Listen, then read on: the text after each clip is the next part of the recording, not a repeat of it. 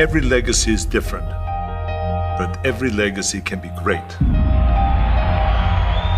My dream was to leave a mark in bodybuilding, to become a champion who would always be remembered. It took sweat, it took sacrifice and pain, but ultimately it led to triumph.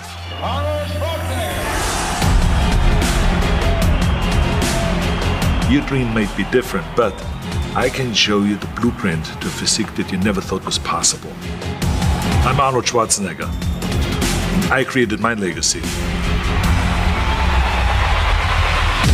It's time to leave yours.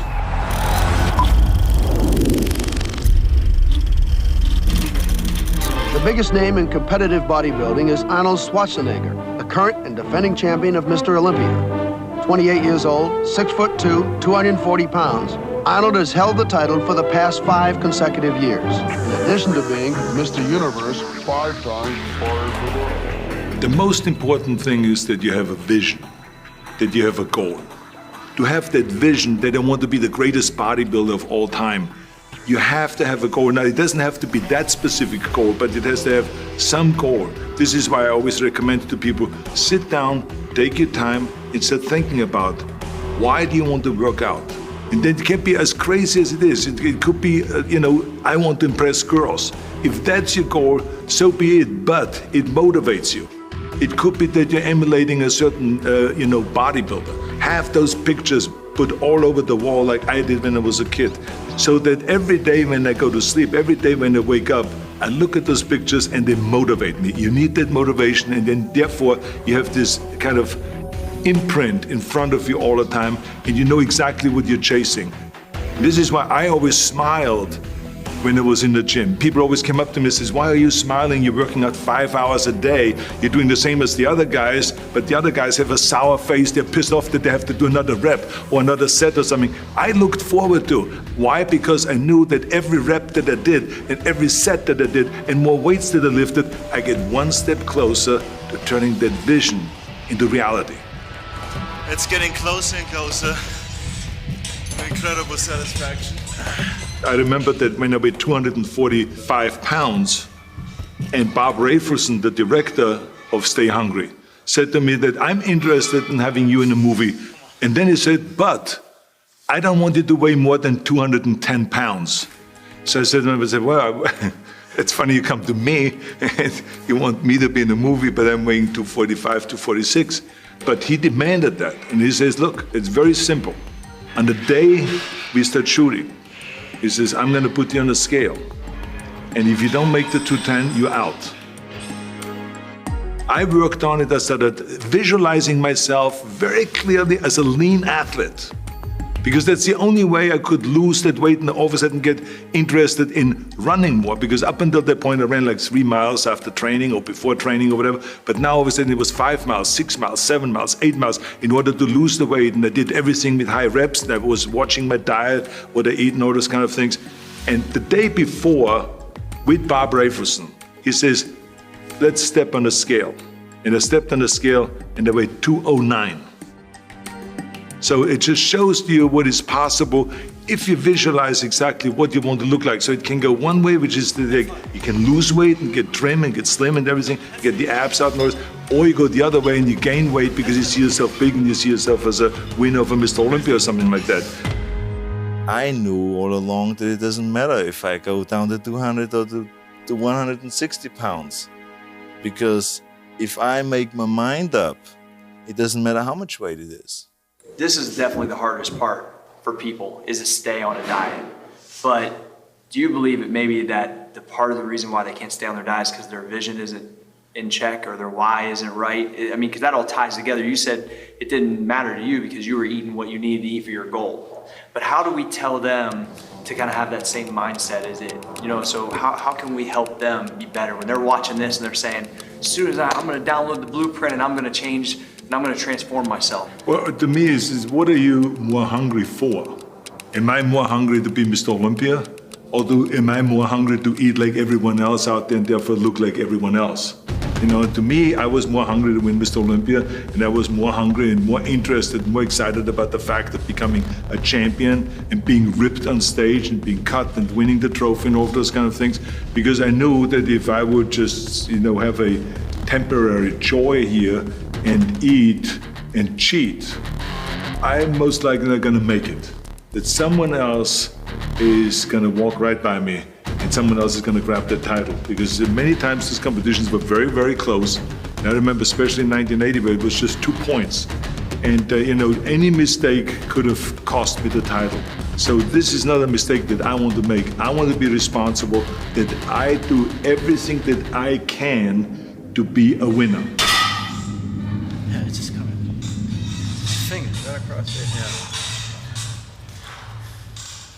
In my days, we were not as sophisticated when it comes to dieting, and we didn't have the food supplements that are available today with getting definition and, you know, cutting down and all those things. We had food supplements that were really good for gaining weight, but we didn't really have much available to lose weight. So to me, my way of really getting defined and getting kind of a really mature definition, rather than just dropping quickly 10 pounds or 15 pounds with a watermelon diet or something like that. So that's not the right way to go. So I always felt like if I do, instead of 20 sets, 30 sets, 35 sets a body part. So I went all out, especially before competition when I wanted to cut down. It was to pile on as many sets as possible. So yes, you were tired, but so what? You know, I never felt sorry for myself. Let me tell you that it all paid off.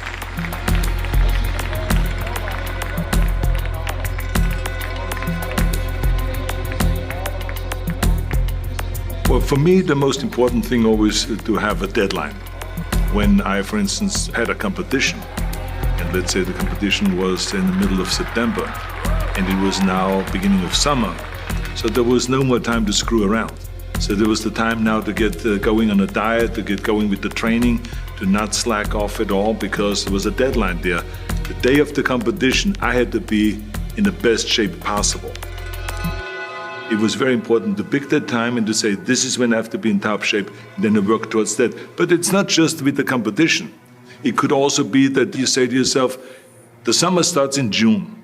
I'm gonna go to the beach in June, and at that time, I want to be in great shape. So that creates an urgency that makes you really start training hard and taking it seriously. Because if you don't have a specific plan, then you wander around. I mean, you can have the best ship or the best plane in the world, but if you don't have a specific goal where you want to go and when you want to get there, you just drift around and you never get anywhere. I feel the best right here in this area. Okay. Outer head of the bicep. Now don't freak out when you see this biceps. Okay, I know it's the best you ever seen, but myself. oh, please do I don't so. know, let's concentrate. Okay. Joe keeps saying we should concentrate, and I was concentrating to flex my biceps. I did concentrate. Okay. But the worst thing is that if you lose a competition or if you're not quite reaching your goal because you didn't do everything that you could do. And this is why I say to people, I said, you know, think about that twice, you know, before you grab something else. Stay on your diet, stay focused, and when you have that question, and if you're about to eat and cheat, think about what the goal is. And does this screw up now, or this need to having some fattening food, is this gonna help you? But the key thing again is have the clear vision. Because then you never go to the gym and you say, today I feel down a little bit, I don't know what it is all about, I don't know my life, I'm confused. No, because that means that you haven't even set up your training partner. The training partner was always responsible to challenge you at all times. So that was the thing. Kind of in a fun way, but I mean, there was challenge there so that you don't slack off, so you don't give yourself a break. Franco Colombo, who was my training partner, was responsible if I just blinked, that he said, well, let's pump up the day. The day I challenge you to a bench press competition. Let's see if you can beat a 180-pound little guy. Let's see, and he would know how to push the buttons, because that's what the responsibility of a training partner is. So whenever people say, how can you be successful in bodybuilding or in lifting or in sports or in this, that, I always believe 100% in a training partner. We had a habit of after we trained at Gold's Gym that we would go and all go and have lunch together. but we would watch each other. Yes, people would have steak and a hamburger patty and all this, but if someone had the bread with a hamburger patty, we would bust them right then and there. So we were helping each other. Again, this is the responsibility, I think, of a training partner, that you help each other, even though you may compete against each other. You're known for being one of the most intense individuals in the gym. Did that fire just click on when you walked in the gym every day, or did it take a few sets to get to that point, or were you ready to rock as soon as you walked in the door? Because I was so enthusiastic about achieving my vision and winning one championship after the next, there was always excitement and enthusiasm there. So when I went into the gym, I put my gym bag down and I immediately attacked the weights. Right away, warm-up set, then the next weight up, boom, boom, all the way to the top until you just can't do it. And supersetting, everything was always supersetting, and 3 pumped sets and 4 sets in a row, 5 sets in a row. So it changed on what exercise we did.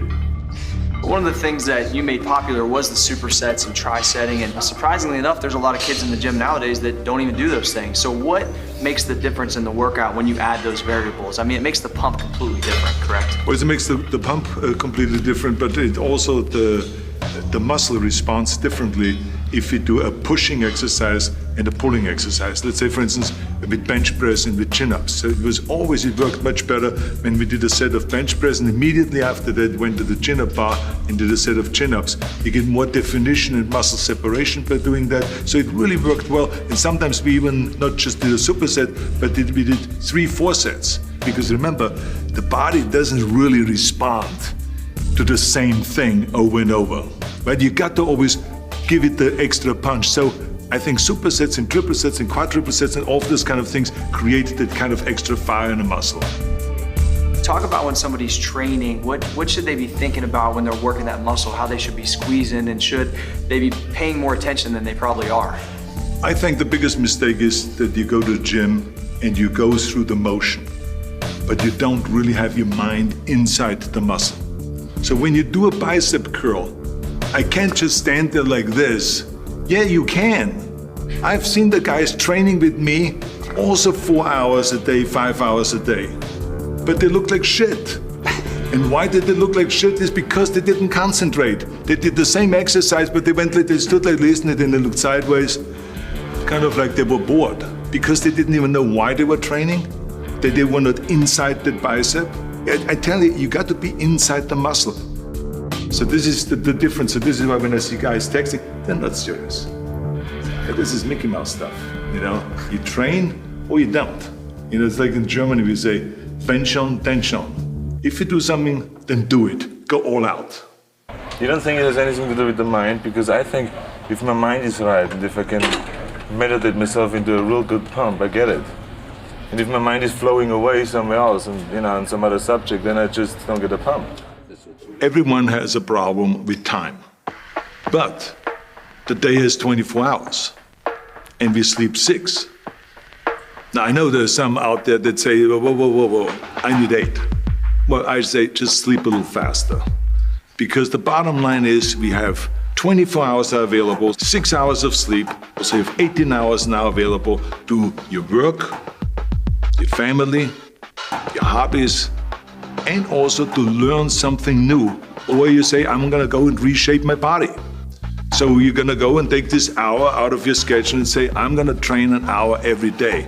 So this is, for most people, a huge challenge, but it is totally doable, I can tell them, because the kind of things that I did when I came to this country, I mean, I went to school, I was working in construction, I was working out my 5 hours a day. I was taking acting classes from 8 o'clock at night to 12 midnight. I was doing all of those things.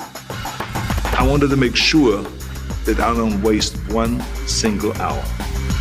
Don't give me this thing, I have a difficult time with the time and I don't have time for this and I don't have that. You have time, you make the time. When the President of the United States has time to work out, when the Pope has time to work out, then you have time to work out. The goal is to have a perfect body, a perfect developed body. You have to go on forever. Move to my house and you'll see one. You have to go on forever.